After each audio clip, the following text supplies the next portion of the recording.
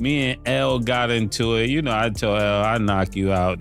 He started using a few of my lyrics, like different compounds that I was using. That's when you make two words rap at the same time. Me and L start talking. The conversation goes super left, you know. Next thing I know, I'm in a tunnel. It was like a week later we found out that it was Big L. And I know niggas get mad when you tell these stories, but it's the truth. I'm not lying. I gotta take a lie detector test. I gotta go back to the first time. Let me tell you about Big L. This is what Big L did to me. I'm hanging in the studio with Mase. Big L's come up was like a rocket blasting off, but Harlem streets had him locked in a chokehold he couldn't break free from. Fresh out of Harlem, he was connected to a crew called NFL, run by his older brother Big Lee, and that tie dragged him straight into some heavy real-life tension. One of the hottest whispers floating back then, a nasty beef between him and Mase. Fast forward to 2024, and Mase finally let the world in on their rocky past during the It Is What It Is podcast. See, Big L and Mase weren't just two Harlem kids crossing paths. They were soldiers in the same legendary crew, Children of the Corn, rolling with Cameron, Bloodshed, and Herb McGruff. That squad had Harlem buzzing in '93, but even in that pack, Big EL was already stealing the spotlight. He wasn't just rapping, he was slicing up mixtapes with wordplay so raw the underground couldn't stop talking about it. By '95, he dropped his debut, Lifestyles of the Poor and Dangerous, a project that instantly crowned him one of Harlem's deadliest lyricists. The streets loved it, critics respected it, and suddenly Big L looked unstoppable. But while he was crushing the underground, Mase swerved into a whole other lane. By '96, Mase had inked that deal with Bad Boy Records and blew up like fireworks, diamonds flashing, fur coats dragging, living that shiny suit dream everybody wanted. But with all that glitter came smoke, and the energy between him and Big L started shifting fast. Harlem pride flipped into Harlem tension, and the bond they once had cracked wide open. Before we got on, it was like LL. You know, he was a guy. He took us everywhere. Yep. You know, all of that. Not everywhere, but to Bobito and different places to rap. And then when I got on, it was like the whole wave changed. It was like, this is what it looks like when a nigga really get on. See, Mase wasn't blind. He kept hearing whispers in the streets. Big L's fingerprints all over his own flow. Folks in Harlem swore L's razor-sharp punchlines and twisted rhyme schemes were sliding straight into Mase's bars, almost like L's ghost was haunting his pen. The talk got louder, Mase dipping into L's bag of tricks.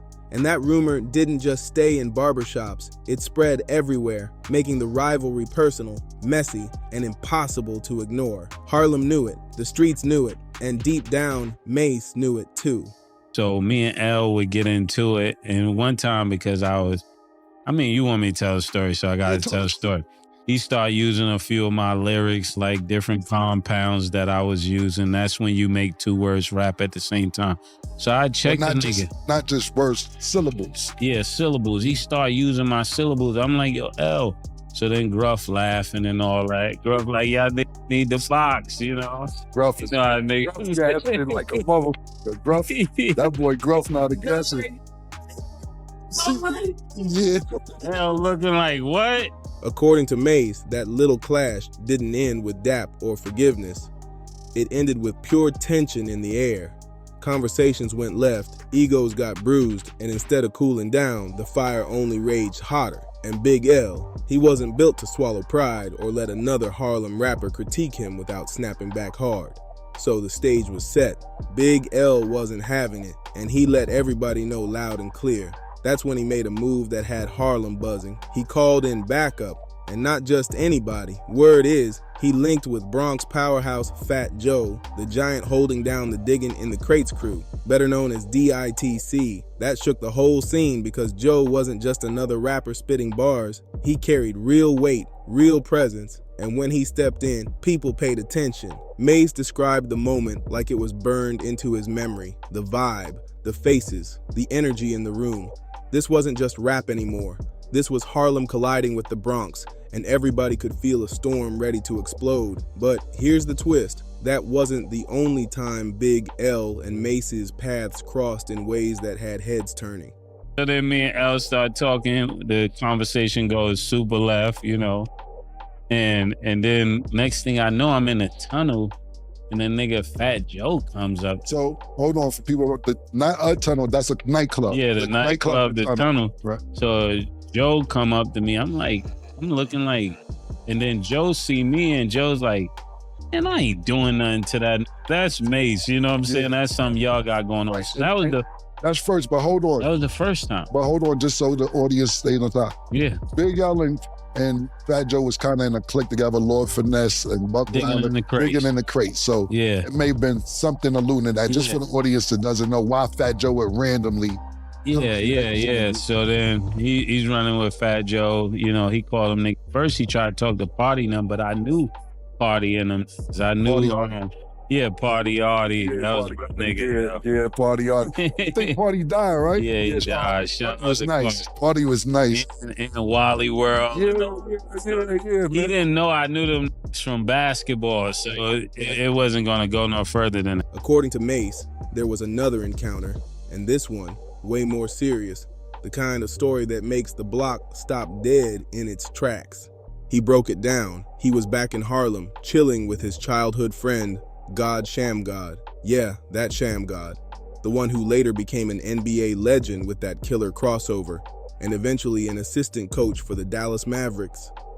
They were just hanging on the block like it was any regular day until the calm got shattered in an instant. Out of nowhere, a robbery cracked off right in front of them, flipping the whole vibe on its head. Harlem wasn't new to crime, but for it to erupt that close, right in their faces, made the scene 10 times more intense. Mase explained how he tried to keep his cool in the chaos. No panic, just calculated moves.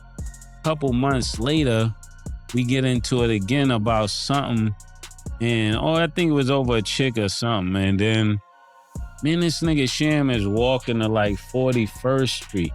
So just to put this story into perspective, we all children is On parked on 39th. 39th Street. Yeah, we all chilling on 39th Street every day. So 39th to 40th, 40th to 39th. So we walking up 40th. So Mase is We basically, turn- I just want to keep up with your story. Yeah. He's basically saying he's leaving that area, going somewhere Yeah, I'm else. leaving 40th Street.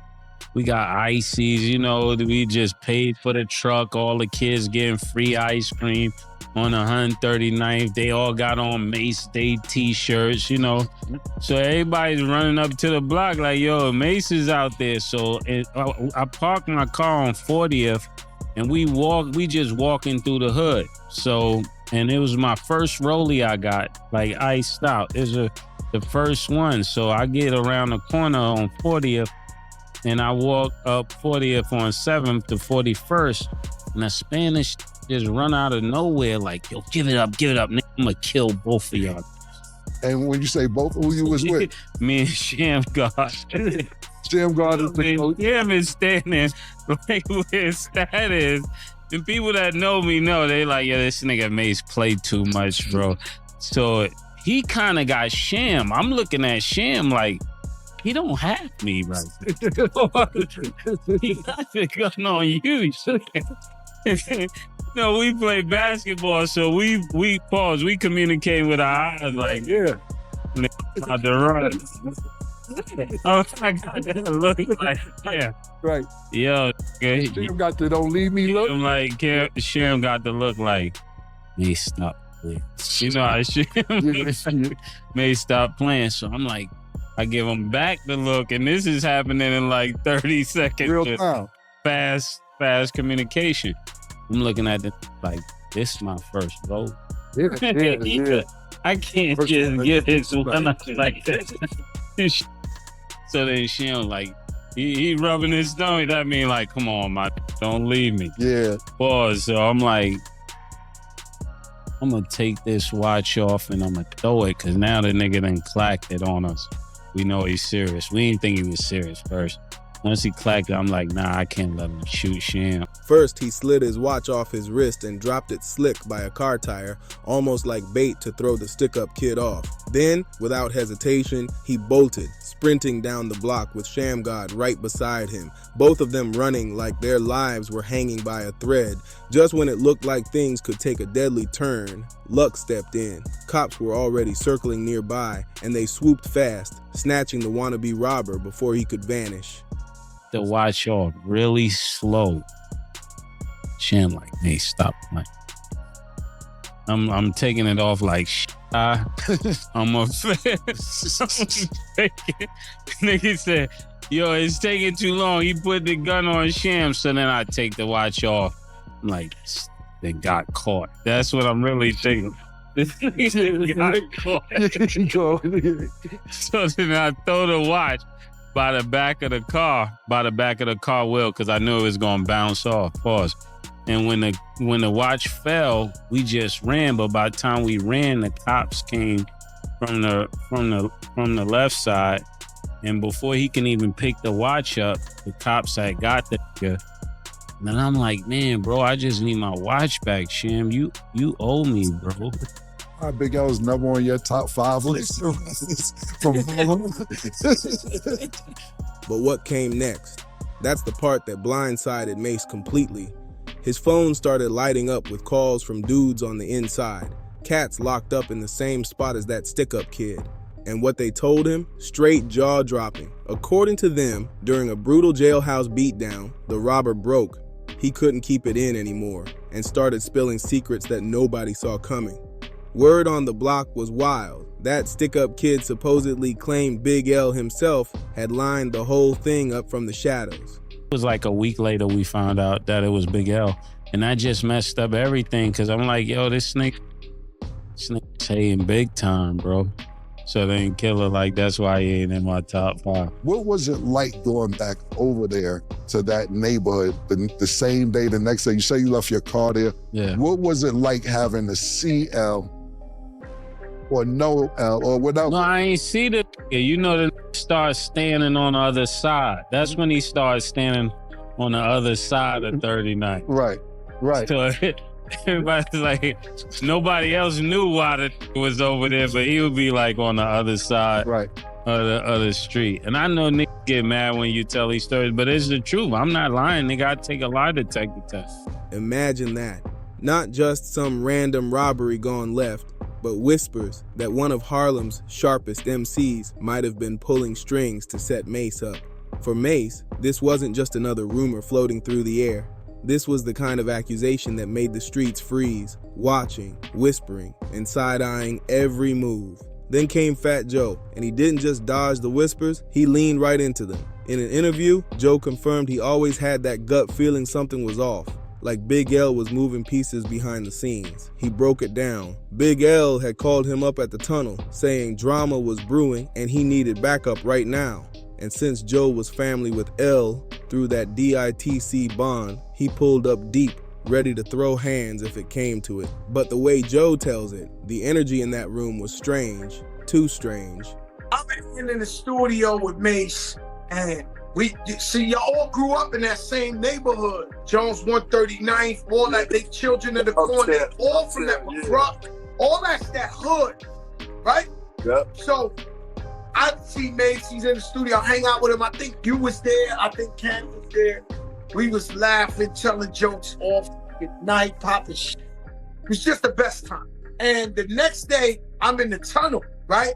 So I'm in the tunnel, you know how we are, Jim. I'm in there 20, 30 deep, whatever. So L come over to me, right? He like, yo, Crack, I need you. I said, yo, what's up? You know, Big L, my little brother.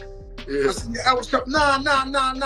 I got to holler at these niggas, this and this and that. He admitted it felt less like a regular Harlem beef and more like he himself might have been walking into a setup bigger than he realized. That's why his words cut so sharp. This wasn't just hood gossip. This was Fat Joe, a Bronx giant, putting his name on the line and hinting that even he believed Big L might have had some sneaky moves in play. Once those whispers started flying, Big L's name was no longer just tied to music. It was tied to street politics that felt way bigger than rap. This is a joker moment, guys. So I follow him, and you know, we ready to catch wreck for L, 1,000,000%. He pulls up to Base and Becca, man. Oh, man. And I'm standing with L, and they grew up together, they brothers, and the L started going off on me, and I felt like the biggest backstabber, hypocrite, in the world. I was hanging out with Mase the night before, and I'm sitting there like this. But you know, L the bloodline digging in the crate. He blood. Harlem heads couldn't stop debating. Was he really plotting behind the scenes, or was his name just being dragged into somebody else's mess? The rumors didn't fade. They multiplied. Every block corner, every barbershop, every studio session, folks were dissecting the story like detectives. For Mase, it was personal. He had gone from running Harlem with one of the sharpest pens in the game to suddenly watching his safety questioned, his moves second-guessed, and his rival painted as someone willing to play chess with real lives. And the wildest part, nobody could prove anything. It all lived in that gray zone between fact and street legend. Man, I remember Mase looked at me. Yo, he never trusted me again in his life.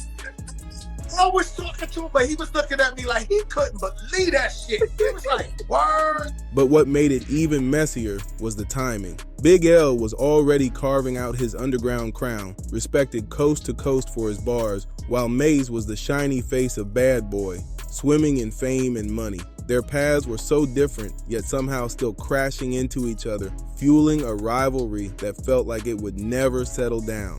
And behind every rumor, every side-eye glance, was one unspoken truth. In Harlem, tension doesn't just disappear, it waits for the next spark. By the time the dust settled, Harlem was split. Some swore Big L was just a victim of gossip. Others believed he was really moving pieces in the shadows. But before anyone could get answers, tragedy struck. In February of 1999, Big L was gunned down on 139th Street. Right in his own neighborhood. The news ripped through the city like a lightning bolt. Harlem's sharpest lyricist, gone at just 24, the streets froze. Fans couldn't believe it. An MC who had the underground on lock, who critics said could have stood toe-to-toe with legends, was silenced before he ever truly got his shot. And just like that, the whispers surrounding him became part of the legend. Was his murder tied to street politics, old beefs, or something even deeper? Nobody knew for sure, and the lack of answers only kept the speculation alive. For Mase, the tragedy hit different. Whatever tension had lingered between them now lived in the past, replaced by the weight of what could have been. Harlem didn't just lose a rapper that night. It lost a voice, a future, a king in the making. And the irony, the very rumors that once painted L as the one pulling strings, now left people wondering if those same streets had finally pulled strings on him. But when Fat Joe finally pulled up ready to ride for his guy, he said the whole scene hit him like a curveball. What he thought was just random Harlem drama turned out to be aimed directly at Mase, and that blindsided him completely. Joe admitted he came to stand shoulder to shoulder with Big L in whatever fight was about to pop off. But instead, he realized he had walked straight into the middle of Harlem's most personal beef. The betrayal in that moment was heavy. Joe could feel it. He had been dragged into something way deeper than he ever signed up for.